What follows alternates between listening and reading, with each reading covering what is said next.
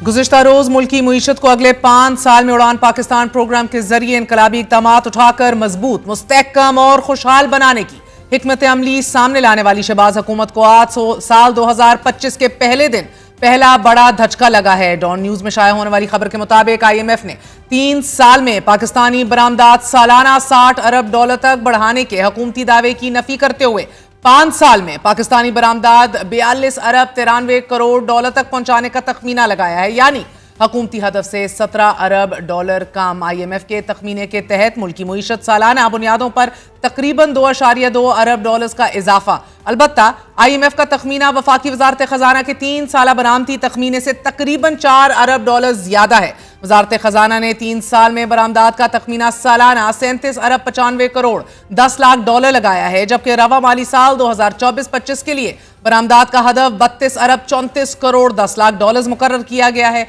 यकीनन 3 या 5 साल में सालाना 60 अरब डॉलर तक बरामदात का हदफ मौजूदा सियासी और मुआशी सूरत हाल में नामुमकिन नजर आता है। पाकिस्तान ने गुज़िश्ता 77 सालों में बरामदात मुश्किल 31 अरब डॉलर्स तक पहुंचाई हैं। गुज़िश्ता रोज वज़ीर आज़म शहबाज शरीफ ने उड़ान पाकिस्तान प्रोग्राम का ऐलान करते हुए प्रोग्राम के तहत 2029 तक बरामदात को सालाना 60 अरब डॉलर तक पहुंचाने के अलावा 2035 तक मुल्की मईशत को 1 खरब डॉलर और 2047 तक 3 खरब डॉलर तक पहुंचाने का हदफ रखा।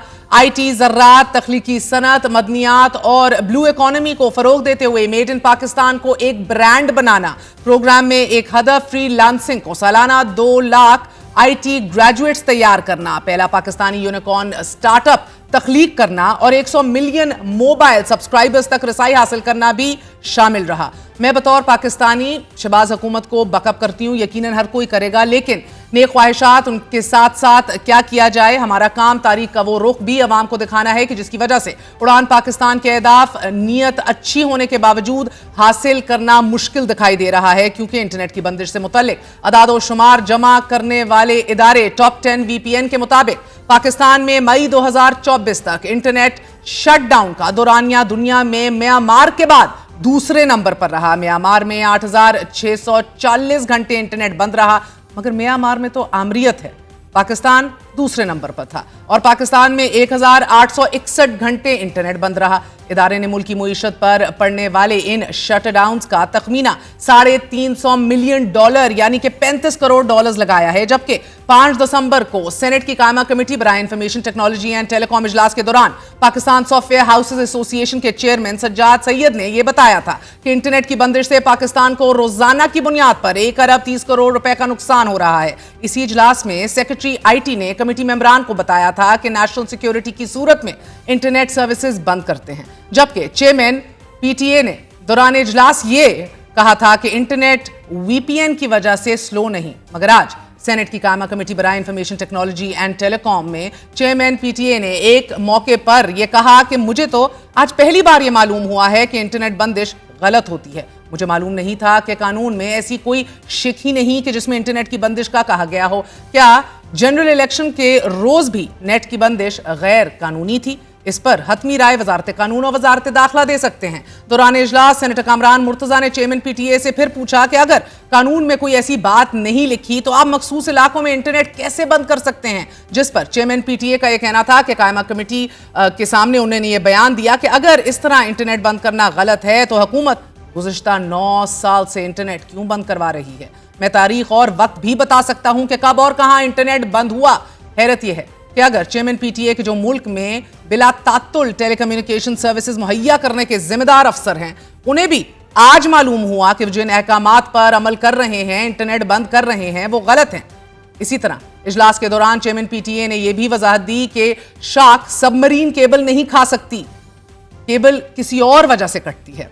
कायमा कमेटी इजलास में आज सेक्रेटरी IT ने इंटरनेट बंदिश की वजह से मईशत को होने वाले नुकसान के तखमीने को अक्सर मुस्तरद करते हुए यह बयान दिया है कि पाकिस्तान सॉफ्टवेयर हाउस एसोसिएशन की जानिब से दिए गए स्टेटिस्टिक्स हैं और इस तरह की बेबुनियाद बातों से गैर मुल्की सरमायाकारी मुतासिर होती है। अजीब मंतक है, इंटरनेट बंदिश गलत नहीं बल्कि इसके हवाले से गलत तखमीनों से सरमायाकारी मुतासिर होती है। हुकूमत क्या यह जवाब देना पसंद करेगी कि अगर सरमायाकारी गलत तखमीनों की वजह से मुतासिर होती है तो FBR को पहली शुशमाई में अपना रखा हुआ हदफ और टारगेट हासिल ना हो तो फिर इसकी वजह क्या होगी? क्योंकि ताजा तरीन दादोशुमार के मुताबिक FBR को अभी तक 386 अरब रुपए के टैक्स शॉर्टफॉल का सामना है। यही नहीं, ताजे दो स्कीम के तहत भी 23.4 अरब रुपए का हदफ भी हासिल नहीं हो सका। अब ऐसी सूरत हाल में IMF मिनी बजट लाने का मुतालबा कर सकता है, जबकि हुकूमत की कोशिश है कि हदफ कम करने पर मालियाती इदारे को राजी कर लिया जाए। लेकिन उस सर्कुलर डेट का क्या किया जाए कि जो बढ़ते बढ़ते 2.4 खरब रुपए की खतरनाक हद तक पहुंच चुका है। हालांकि माली साल 2023-24 के दौरान बिजली सारिफीन से 3 रुपए 30 पैसे फी यूनिट का सर्कुलर डेथ सरचार्ज भी वसूल किया जाता रहा। नेपरा की तरफ से जारी की गई state of the industry report 2023-24 के मुताबिक मुल्क में इस वक्त 45,888 मेगावाट बिजली पैदा करने की इंस्टॉल्ड कैपेसिटी मौजूद है, कि जिसमें से फकत 33% इस्तेमाल की जा रही है, जबकि पैदावारी लागत का 83% अवाम से वसूल किया जाता है।